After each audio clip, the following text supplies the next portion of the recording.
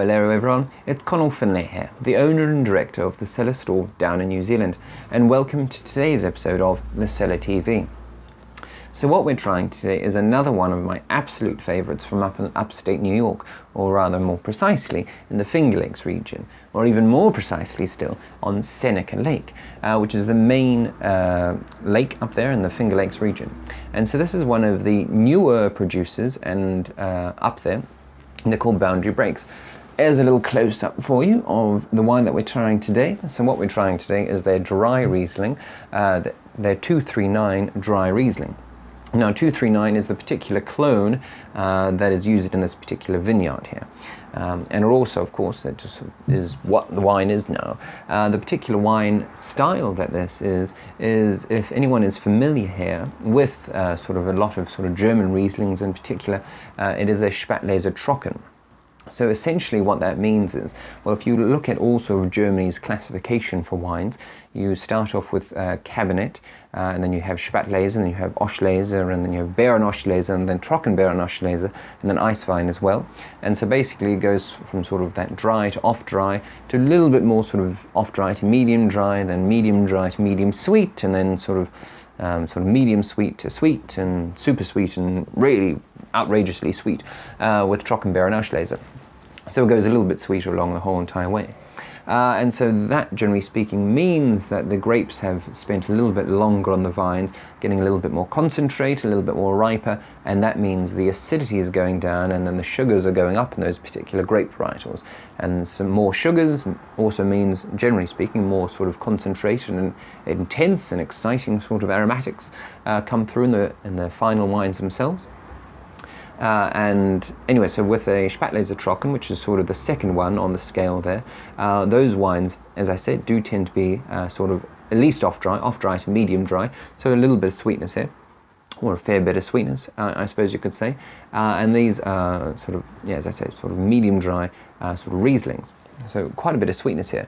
And something that they do quite a bit in Germany, not greatly, but a few sort of top producers there, they want to make dry wines, but they do want to have that sort of intensity and richness that you would get from a Spätlese as far as the aromatics are concerned, but they don't want the sweetness.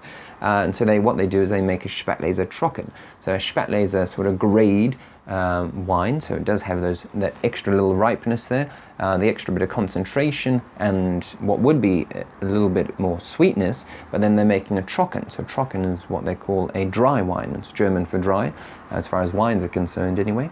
So a Spätlese Trocken is a dry wine made from Spätlese grapes, so made from ripe grapes, like really ripe grapes.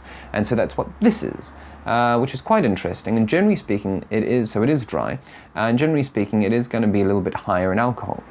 But what's really interesting about this is it's still only 12.8%. I was just checking for it. 12.8% alcohol. So it is still very, very well balanced, despite being Spätlese Trocken, so having much more of that sort of richness in the aromatic profile. It is still quite a light and easy sort of drinking wine. Anyway, let's give it a little taste, shall we? Or a little sniff anyway to begin with.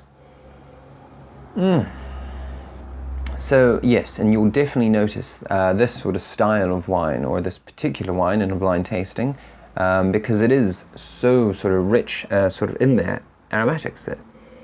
I mean, straight off the bat for me, I'm getting a whole bunch of sort of tropical fruit flavors. There's a bunch of mango, sort of pineapple pith. There's a little bit of sort of Buddha's hand, those really, really rich and sort of juicy sort of tropical and sort of tropical region citrus fruit, as I say, like there's Buddha's hand. There's a little bit of sort of yuzu in here, a bunch of sort of tangerine flavors. There's just so much going on. And again, of course, there's juicy stone fruit sort of flavors, sort of juicy sort of yellow peach, yellow nectarine sort of aspects are coming through.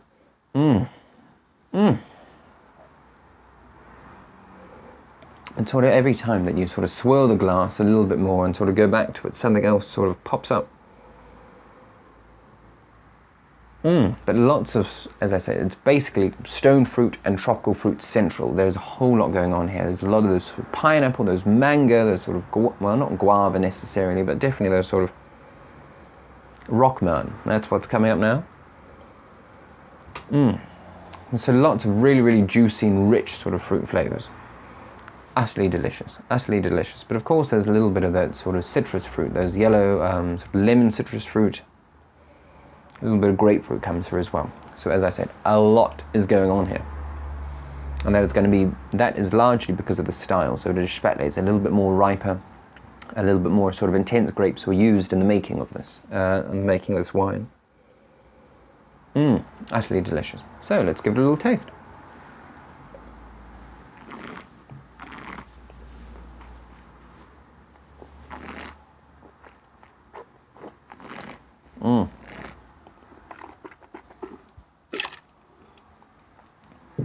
So it is dry, but unlike quite a lot of dry Rieslings, they can be, sorry, I'm just really enjoying that. Dry Rieslings do tend to be very dry, very piercing, very sort of nothing but acid. This is so far from the norm, if that's what you think of dry Riesling. This is juicy, it's rich, it's textural, it's not creamy, but it's definitely got a lot of fruit sweetness there, a lot of fruit richness there. As I said, that sort of juicy, that lovely sort of, lovely texture on the palate there. So a lot is going on here. And again, those same sort of flavors coming through.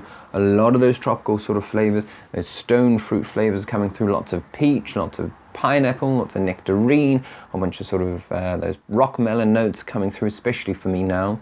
A little bit of grapefruit here, a bunch of sort of tangerine. But just a whole bunch is coming through here.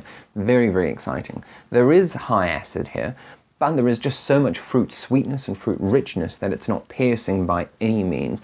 It is still dry, and it's so well balanced. You'll definitely notice that when you're sort of tasting it. It is just so well balanced. It does have, that, as I say, that acid, but it's not piercing. It's not like, ooh, acid like it can be in some dry Rieslings. This, on the other hand, is such a well balanced and well made wine. It's almost outstanding, really, especially since we've got it on the website for, I think it's only $35. This next vintage might be going up to about $40, maybe not. I'm not too sure. But still, I mean, $35, $40, this sort of wine coming out of Germany or coming out of Austria or France or something like this, they, generally speaking, they'd be starting at 40, and most of sort of the good Rieslings anyway from those particular places, well, down here in New Zealand anyway, and then this sort of style you'd be paying 60, 70. So really, it's still an absolute freaking bargain as far as Riesling is concerned. And again, it's just another reason why you should be checking out all the Rieslings from New York State, up in the Finger Lakes in particular. If you are wanting to learn a whole bunch more about that sort of thing, then we have got I've got a whole range of wine tasting notes from the Finger Lakes, from across New York. They're already up on our channel, and we are also uploading more and more and more.